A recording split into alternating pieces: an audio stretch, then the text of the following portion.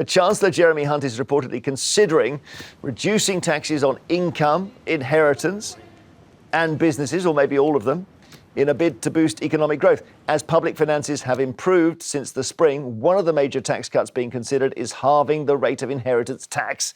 The Shadow Chancellor, Rachel Reeves, has criticised cutting inheritance tax, saying it was an unusual way to tackle the scale of the cost of living crisis. There's Ms Reeves on the right. The government has come under fire in the latest report, which shows Conservatives have wasted nearly £100 billion in the last 4 years. The Chancellor will deliver the autumn statement on Wednesday, where he will lay out the government's spending plan and the future of Britain's economy. Should he be prioritising tax cuts? What do you think? You go first, Gemma. I'm in tone deaf.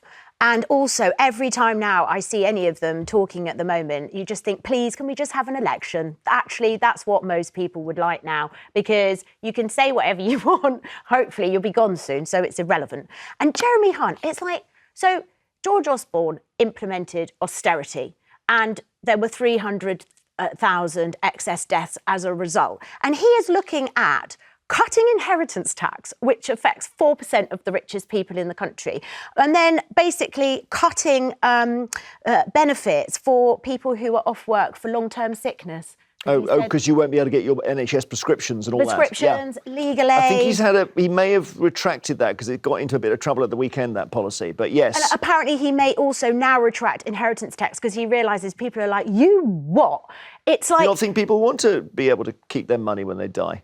Well, yes. And if we lived in an ideal world, absolutely. Because most people think inheritance tax will affect them. Yeah, and it won't, because actually it only affects so you can have a certain amount and it's tax-free. It goes up to, like, if it's £1 million or more, then it starts getting taxed. So this doesn't affect most people. What do you think, Danny? Let's just stick on inheritance tax. What do you think about him saying, look, I mean, Gemma's in a way made the case for it, because if it is only 4% of people, you might as well scrap the whole thing. Well, my understanding is slightly different to Gemma's. I think that it will affect more people because the prices of properties are going up. And at the moment, as I understand, it's anything, the threshold is £325,000. So anything over 325 grand, you pay 40%. I can't believe that it is such a vote winner. It's only going to affect people, and I don't mean to be crude, it's only going to affect people who are thinking, unfortunately, they've only got a few more years in life and on earth. And hang on, but isn't it because if you look at the South East particularly,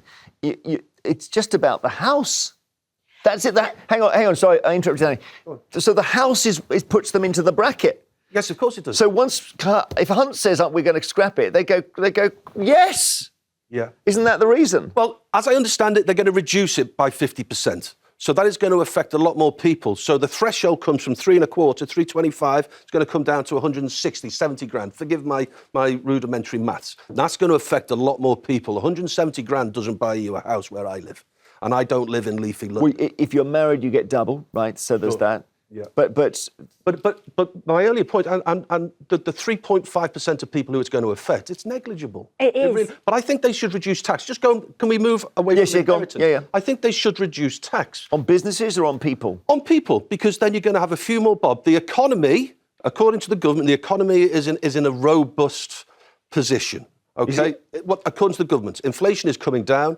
It's not anywhere near its 2% target. It's at 4 and a bit percent. Unfortunately, inflation on food is still around about 9 or 10%. So the government is on track to hit its target, I think. Compared to Italy, Germany and France, the UK is doing better. So that's something that we can then forecast, and then in the autumn statement or in the spring statement, forgive me, he can then say, OK, would you take, if we've got some surplus, usually what people do is they pay off debt. Apparently, this government, or any government, we don't pay debt off anymore.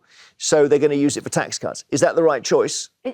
No. Or would you pay off debt with it? Everything with this lot is thinking about the election. And actually, despite that, the optics are completely horrific. So basically, there's been a 6-year freeze, right, on the income tax thresholds. So that's been a bit of a bank raid. And if they keep that frozen, then that actually affects 36 million workers versus the tiny amount of people that would be affected by a cut to inheritance tax.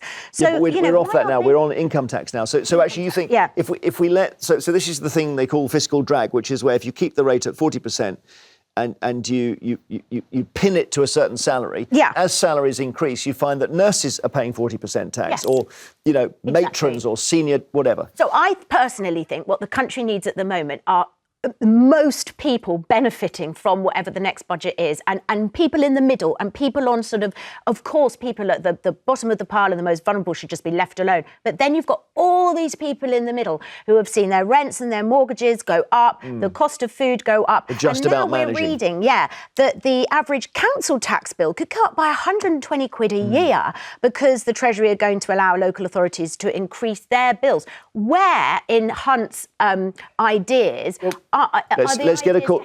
Let's get a call. Alistair in Lincolnshire. Where should he be looking now, Alistair? We've got a whole load of different things here going on.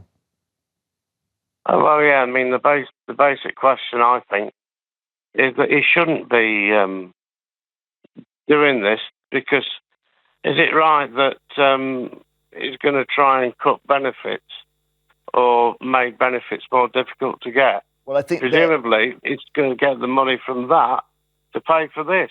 And it's wrong that the poor people are being put upon again for the wealthy. It's always about whether benefits go up by the same amount as pensions. And we're talking later about pensions maybe going up 8.5%, and whether you then increase benefits by the same amount. Labour say you should, and the government doesn't want to.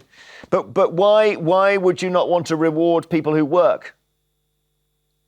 Well, I mean, they're not being rewarded, most people who work. With the tax cut. The middle, well, he said the other day that don't expect any tax cuts for the personal, it's only for business mainly. I think he's thinking about all of it, actually. OK, Alistair, thank you so much. I would just draw your attention to this story. This is the Mirror taking a bit of a poke at the Chancellor, and they've got this story that he's a very wealthy man. Jeremy Hunt made his money before he got into politics, and he's got a number of flats, and they say he's got 7. And he's been increasing the rents. And one of them, they say, has increased. The rent has gone up by 18%. Yeah. When he was telling people to show restraint. Well, look, I'm a red-blooded capitalist. Besides being a journalist, a broadcaster, I have a business outside of I nearly said the BBC. That was a Freudian slip, going back to my former career. I don't have a problem with people making money. And if Nor do I. But if it has gone up by 18%, and if that's a fair increase compared to the other flats or houses around him, I don't have a problem with that. And a lot of people have a problem with Conservative ministers and MPs because they've got a few quid.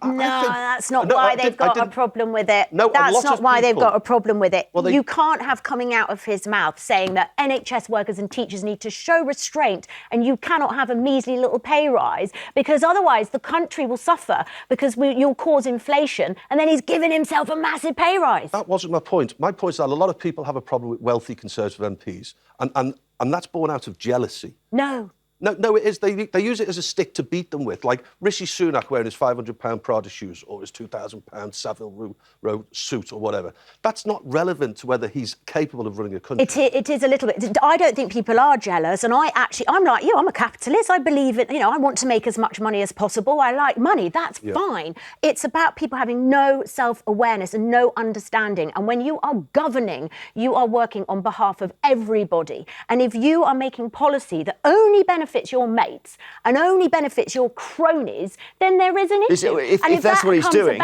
because you're very entitled and all your mates are running businesses, there is an issue.